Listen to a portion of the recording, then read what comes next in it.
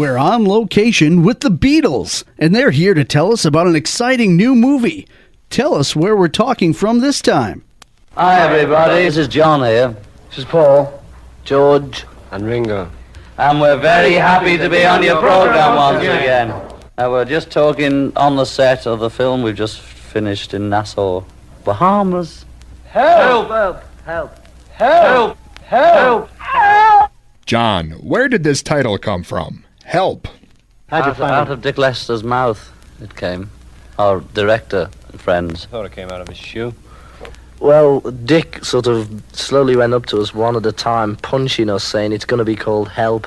And we said, yeah, that's a great idea, Dick, sir.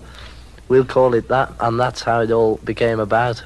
Why did you have so much trouble with the title, Paul? I know you had a different title first. What made Help the final title? Because it was about the best, I'd say. Just sounds right, so that's why. Help. There you are. It fits the story because, you see, people are trying to get us all through it, you see, and so we need a bit of help, you see. That's right. This second picture, John, how does it differ from the first one you made? Well, it's in colour for a start, and I don't know, there's a lot more happening in this. There's a story, you see. In the last one, it was just sort of documentary, but this is a real film almost. Did you have any different problems in this one, George, other than in A Hard Day's Night? A couple of more problems. A couple of more, yes. Because, for a start, we had a big idol and lots of things, lots of trick things, you see. Whereas we didn't have any trick things in the last film, did we, John? No, we didn't, George. We didn't have any tricks in the last film. Yeah, the business about the idol was that it was supposed to rise from the water, you see, And it wouldn't. as a sort of trick. And it wouldn't, because the water was always too rough for it. So we've had a bit of trouble with that. Does this idol have anything to do with you, Ringo? Yeah. I can't tell you what the plot is, but here's some of the questions that will be answered. Why were the high priests of the terrible goddess of Kaili interested in the Beatles? What did they want of him? They weren't fans. Two leading scientists hoped to rule the world. Paul was threatened by a beetle. B-E-E-T-L-E. What happened to you in this picture, Ringo? I'm chased by a gang of thugs all the way through it, actually. Yeah, they seem to be chasing Ringo, and then there's two leading scientists who hope to rule the world. And an Eastern beauty saves our lives from time to time, it says here. All I can say is, will John live to sleep in his pit again? Right. Or, for instance, will Paul ever get back to his united organ? Electric organ, I mean. You're kind of veteran movie stars at this point. Do you like this business of making movies, Paul? Is it difficult for you? I think all of us really enjoy it. It's something different, and we've all forgotten about how difficult it was or how hard it was sort of standing around the set all day. You forget about things like that.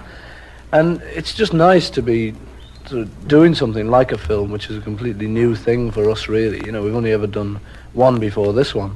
It's just good seeing rushes and seeing a film get together and seeing it sort of make itself, Yes, very exciting. Lovely. And John, this movie brings us more great songs from the Beatles, too. Oh, well. There's about 7, not sure, and Paul and I wrote 11, and we chose 7 out of the 11. I suppose there is a title song? Yeah, it's called Help, We think it's one of the best we've written.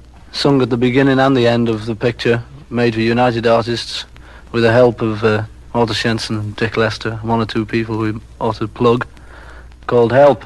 George, how do you go with this movie-making career? How do you take this business of making movies, getting up early in the morning, getting the makeup, and so forth? That's a bit of a drag getting up in the morning, but apart from that and the waiting round, it's great fun. We have a great laugh, don't we, fellas? Yes, we do, George. Yeah, it's great. Episode as George said, for getting up in the morning. We hate getting up, It's always difficult to do something you hate. Especially when you go to bed about 3 in the morning, it's very difficult to get up at 6. However, as we never go to bed at 3 in the morning, and as we go to bed, as we always go to bed, it's late evening. No, it's difficult when you go to bed late. Some nights you do, some nights you don't. There you go, and there you are. Ringo, you're a newlywed. What do you expect out of marriage? What do I expect? I don't expect anything. I just love being married, and I love my wife. And I just want her to be there all the time when I'm there, No, there's no one can say she can't do this and she can't do that. If we want to go anywhere or do anything, I'm the boss. We just do it. There's no one to tell us anything else now. It's marvelous, because we both belong to each other, and you can share everything. It's a great thing being married. I enjoy it. Well, I shouldn't I'm not an authority on it. I've only been married a month, but I love it. It's something you can't explain. It's only people who get married know this thing. John, tell me, where has this taken you, this second Beatles picture? Well, it took us to the Bahamas, Nassau, and we've been to Austria. That was great. And most of it was done in London, of course, which is also great. George, do you like this traveling around to different places? It's not bad at all when you're making a film. John, does this traveling around and doing one-night appearances ever become a drag? No, it's a drag. If there were no kids, I think it would be a drag. We'd say, what's happened? We'd say, how would we say it? We'd say, what happened? There's not half as much excitement when there's just nobody around, It's nice occasionally to get a quiet spell. For instance, like when we were in the Bahamas, that was nice and quiet. And Austria, pretty quiet. But doing tours and things, that's always more hectic. But it's still good. It's good in a different way. Like making films is good and making records is good, but in different ways. But there must be times when this hectic life gets to be too much. In fact, a recent article said that you are even rude at times. The article was right. We've been quoted as being rude to people. We're always rude back, and we're no more cynical than we ever were. Just that it's people notice being cynical because we're sort of public figures. But we've always had the same attitude. We've always disliked the same kind of people as we did years ago. But if someone comes up to us and is rude to us, then we'd be idiots, just to sort of stand there and smile as they were being rude to us. Nobody's going to take that, and it doesn't matter whether you're a public figure or anything. You're just stupid if you don't do something, in return. So I think it's okay turning the other cheek, but your cheek doesn't have to get smashed up that way. A woman came up and says, "I've got a so-and-so-year-old daughter, but I couldn't care less myself." Something like that, she said. And I thought it was pretty rude, seeing as we were eating at the time as well, in the middle of a meal. So we were just a bit cold towards her.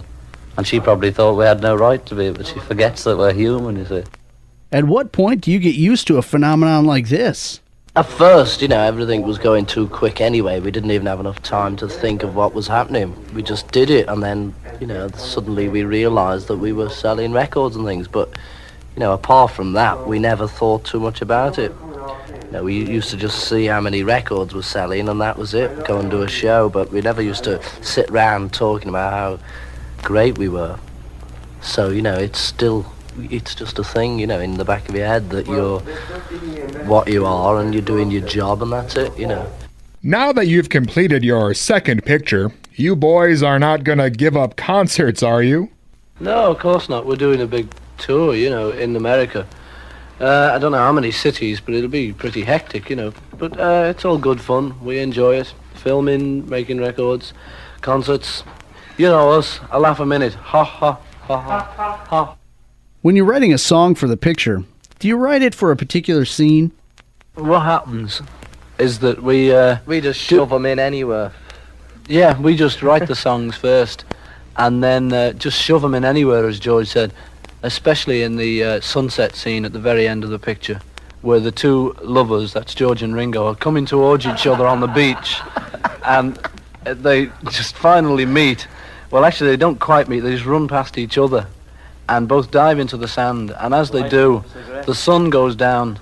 Yeah, that's it. The sun goes down, and it's a sort of big facade of Oriental beauty, you know what I mean? That sort of facade Harbuckle. And then the whole picture just ends up with them. You're telling him too much about the I'm story. sorry, I've told you they too won't much go on and see it if you tell them all Okay. about that. Have you told them about the vintage car race? The vintage car race? Well, that's another scene where we all go from Brighton to Egmerton, and none of us win, unfortunately, and it just about ends there.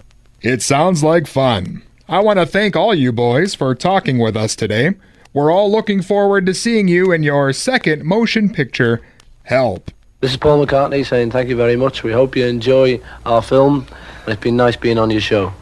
This is John Lennon saying thanks for everything, enjoy being on your show. This is Ringo saying thanks for everything. Hope you enjoy the film and the songs from the film, and we hope to see you all when we come to the States. And this is George saying goodbye to everybody who's been listening, and also to you for having us on your programme. Thank you very much, sir. Goodbye. So long, everybody.